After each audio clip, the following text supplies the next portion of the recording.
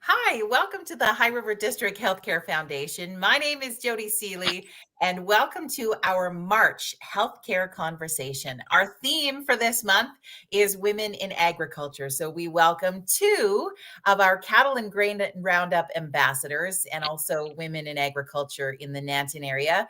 Whitney Gregg and Joe Sears are with us today. Ladies, thank you so much for joining us. Thanks for having us. Yes, thanks for having us, Jody. All right. Well, we know that rural internet is challenging and it's a busy time in the ag industry, so we won't take too much of your time, but would love you ladies to share with us today some of the things that you do as women in agriculture. Like what is it that you're busy doing these days? Well, I'm currently managing Cattleman's Corner here in Nanton. We've been running the store for about 7 years now. But before that, I grew up on a feedlot just northwest of Nanton here. So me and my family fed 5,000 head of cows for 30 years or so, I guess. Basically, that was a 365 days a year kind of job. And my mom's family also has cow and calf. Growing up, she was with the cow calf industry. But yeah, that's kind of my little tidbit on that. But leading into mom. No, leading into and taking all my data. Anyways, yeah. So we've come from a long line of ranching women, I guess, or women in agriculture. I'm fourth generation, Whitney's fifth generation. Also working here at Cattleman's Corner right now as an owner and helping out, co-managing, I guess you would say, the feed store with Whitney. Operated the feedlot with my husband Mike for 30 years prior to that, and our kids worked side by side with us. So we have a lot of knowledge of feeding cattle. Also, a lot of work with horses. My husband trains horses, and Whitney actively rode horses all the years. So all of that ties into our current business at the feed store. We enjoy the feed store. It's a different business. Interacting with people is a real positive bonus side to the retail business, coming from our background in just feeding cattle at home on the farm. Kind of serving our community in a sense. We really love that part of it, that it kind of feels like a service to the community. When you go from day to day talking to cows to day talking to people instead. So it's quite a bit different. Yes, for sure. And I think too, we have a lot of people who join our conversations who are both from a rural background or also a lot from an urban background. So I think for those of us who are sharing in the conversation from an urban background who aren't as familiar with what happens with the agriculture industry, is it's like you talked about how it's a 365 a day job. Like there's really not a day off when you're looking after cattle. And that's sort of, I guess, interesting for people to even fathom, to wrap their brain around the challenges that go into working in that industry. Absolutely. And I feel growing up in that industry, I felt a very strong sense of responsibility. You learn at a very young age. You take care of a lot of different animals, from your cat to your dog to your horse to all the 5,000 head of cows in the feedlot there. I think it's just you can't replace that with anything else. It's a very cool way to grow up, and you learn a lot about life really fast. But it is every day, all day. The cows don't take the weekend off. They still need to be fed. Christmas holidays still need to be fed. The long weekends were never really in our head, right? It was always, we need to do the job, and then we can do the fun stuff after we're done our job. No, the other thing you learn in agriculture, working with animals and stuff, is problem solving. And that's something that helps you in any part of your life, your business or your personal. Just the ability to figure out, what do I got to do? Because it's just there, and you got to make a decision. You got to figure it out, and that's really good for you. Yeah. Whether it's a fence you need to fix, or a cow that's not maybe feeling well, or maybe has a sore leg or something, you got to figure out what you need to do and kind of fly by the seat of your pants a little bit too. When I would imagine, as women who have grown up, I mean, you both have grown up from infancy to adulthood. Just, this is a way of life. This is what you do. And now there's sort of the coined phrasing of women in agriculture. And that becomes our theme with the Hospital Foundation, in incorporating what does that look like in our world. But I know, Joe, you're your mom was a pioneer in that, and probably was your grandma and growing up on the farm. So is it always been happening, or is there just a new focus to it, or has that changed over the years, women's involvement in the agriculture industry? Yeah, I feel it has changed. For as you mentioned, for my family, the women have always actively participated in the day-to-day activities of the farm or the ranch. What I see changing, that has been changing and has changed now, is women are taking an active role in the financial end of the business, meeting with bankers, meeting with the accountants, taking an active role in planning.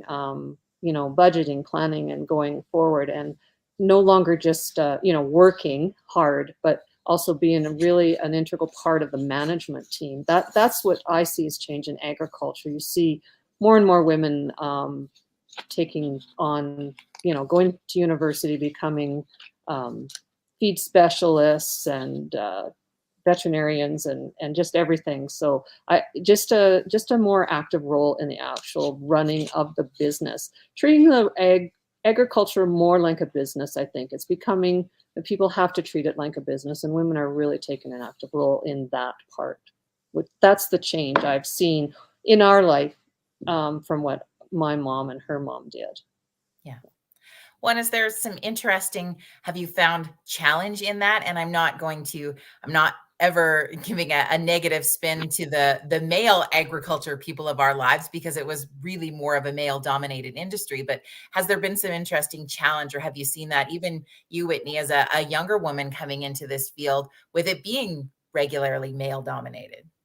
Yeah, absolutely. When we took over the store here, it was from my aunt and uncle, and it was mainly men that, you came into the store and you talked to a man about what you're going to feed your cow, right? You want to hear from a man what piece of equipment you're going to rent. So it was a challenge for sure to be a younger woman, and, trying to talk to those ranchers over the phone or in person, and, believe in myself that I could tell them or advise them. We're always here to advise. We're not here to tell, but it's kind of a suggestive way of the business. You can suggest all the options they have and kind of go from there. But it definitely took a little while before everybody kind of was okay with the transition from the lots of the older men and the old boys club, I'll call them, to having a few more women when they come through the door. So yeah, definitely a change for sure.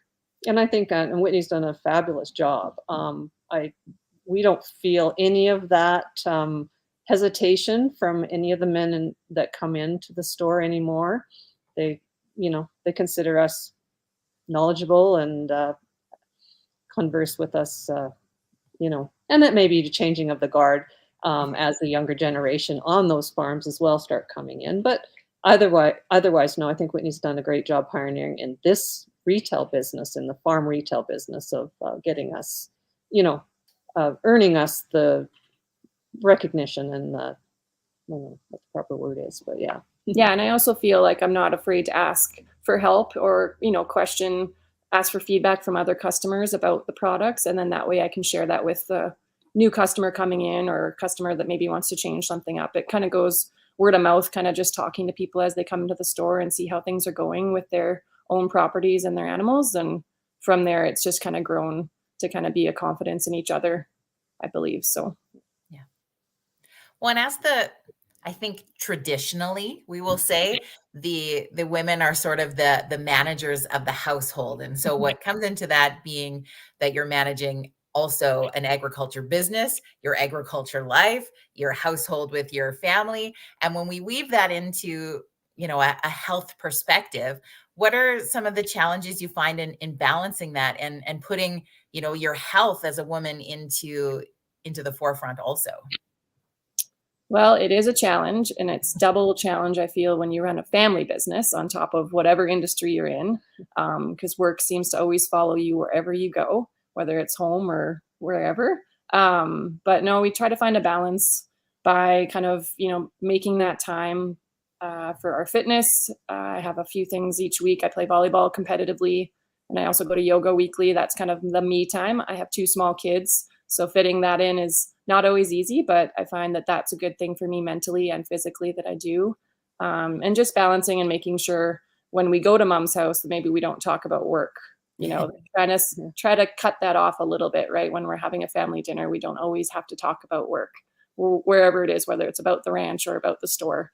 We kind of just try our best. It doesn't always work every time, but we try our best not to brainstorm about work on a Sunday every week. Yeah. Exactly. No, I agree. And that issue isn't specific to women in agriculture. That's specific to women in business or women who are at home with their family. The importance of taking time to yourself to do whatever it is you do, whether it's exercise or yoga or just meditate or read a book. You have to set aside at least 1 or 2, maybe not days, but a couple of hours, a couple of days that is just you time. And it was hard for me to do that, but I started it. I made it. I said, every day at this time, I'm not available. I'm doing this. And man, it was hard, but now everybody knows and they've accepted it. And it was probably as hard for me to say, oh, I don't know if they can manage without me for that 2 hours, but you do it and you need to do it. You really need to do it. Because as you said, you're juggling a lot of things and you have to take time for me, regardless of what you do. If you go down with a health issue, then you're down for more than 2 hours. So exactly. I love that you give some examples of that for people to follow. And so when you were asked to be one of the ambassadors for the Cattle and Grain Roundup for the foundation, why was that important for you? I mean, because it's just not that it's a huge commitment for you, but just being able to be a spokesperson, and you did a photo shoot and you've done some media interviews talking about healthcare in our rural region. Why was that important to you?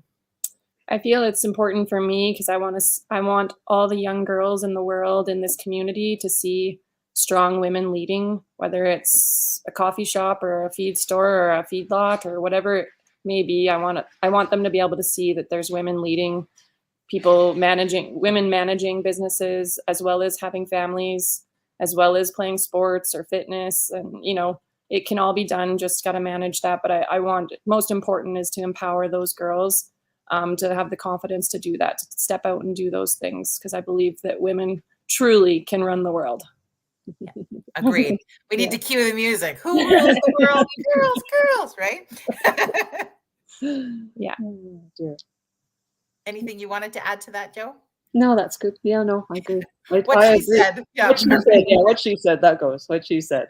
So what sort of future do you guys see when it comes to women in the agriculture industry? Do you see that continuing to grow? Do you have hopes and dreams for what kind of legacy you want to leave behind? Go ahead. Yeah. Yeah, well, I think it'll continue to grow. I think it is here. The future is here. Like, the change is made and women are here. And I don't know, I guess the word, kind of the little phrase I came up with is strength is inherent, right? I mean, in order to be a woman, period, you have to be strong, because you're going to juggle a lot of things. And so for women in agriculture, you're juggling a lot of things, you're strong. And I think that will just continue to go. It feeds off of what Whitney said earlier, or just now, about empowering younger girls to believe that they can do whatever it is they want to do. There's no traditional roles anymore. You do what you're good at and what makes you happy. I love that. Yeah, absolutely. I see it growing daily, right? I feel like it is for sure a really big transition. I see a lot more like next generation farming, ranching families where the girls are definitely taking a bigger role than maybe what was before, which I think is awesome. So I think it's just going to continue to grow, and I hope that I can inspire, or we can inspire, those younger girls to continue to strive for whatever that is that they want to do. Yeah, I love that. Well, if there was one thing that you could add to your repertoire or your toolbox or whatever it might be that could help you succeed even more so moving forward, what would that be? I'm going to go back to the I don't know, the taking the time to, rebuild your, just taking that personal time. I don't want to use the word reset because I don't like that word right now, but I want, I would really like to see, whether it's the community or the country or whatever, that there's a day where you're unplugged. There's a day when stores are closed. Nobody has to work. We can all just be one day. I just like it to be one day. That's what I'd like. One day where you don't have anything. There's no sports. There's no work. There's no nothing. You're just a day. That's what I'd like to see. I love Well, that. that's a really good question. I kind of think, just as far as me personally, just kind of continuing to have that support from my peers and the communication, kind of moving forward and talking to lots of different people in different industries and women in particular, and just kind of trying to grow myself as best I can, and trying to help others grow. That's kind of, I just want to continue talking about it and talking to other girls and women about what they're doing and how we can, do something, maybe collaborate with them. I just want to try to keep empowering is my kind of, that empowerment is what I'm really loving. So if that's resonating with us, we can just swing into Cattleman's Corner and be like, Whitney, we're here to like take on what else can we do next to inspire women to take on more in the world? Yeah. Absolutely. Yeah, I love that. Now I'm curious, Joe, I'm going to put you on the spot with this, but you have your one day where the world shuts down and it's your day to be. What are you going to do? I'm going to read a book. I'm going to sit out in the sun. I'm going to sit out in the sun and absorb some rays and read a book or go for a walk. Yeah. And it will be a romance novel, I'm sure. I was just going to say, now I'm kind of curious what the book is. A romance novel. Well, Yes. we might need to circle the healthcare. Get out of such reality for a few minutes. Yeah. And what would you do if you had the one day? Oh boy, I don't know. Just be at home with my family, honestly, and not have any to-do list. I'm a task-oriented person, so I think I would just be at home with my family and not have to be anywhere or do anything on a list. Just be at home with my family. I love that. Well, anything else that you wanted to add in this conversation today about women in your industry and even just women in general in the rural foothills who are, doing everything we can every day to be the healthiest versions of ourselves? No. There's just, I know, I mean, and you know too, Jody, the world just doesn't know what these women do. Like Whitney and I are here working in the retail store now, but those women that are out there pulling calves and in the mud and the snow and the ice and been there and done that a little bit, but there's a lot of women who do that, and not just in agriculture, that they're getting down gritty, dirty, working physically hard. It's I just say thank you and good job. I admire those women who do that. Yeah, absolutely. Well, and Kathy adds that setting boundaries and carving out time for yourself, like you said, is some really sage advice. So thank you for sharing with us on that today. And thank you also for being a couple of our ambassadors for the Cattle and Grain Roundup. You'll probably see more of their faces as I will be continuing to post pictures of them over the next several months. But ladies, thank you for taking some time today to chit chat with us on our healthcare conversation. And thanks for all you're doing in our community to just keep it going. Thank you, Jody. Thank you. And thank you, the committee. Just awesome and very honored to be part of this. Yeah. Awesome. All right. Thanks, everybody. Have an amazing rest of your day.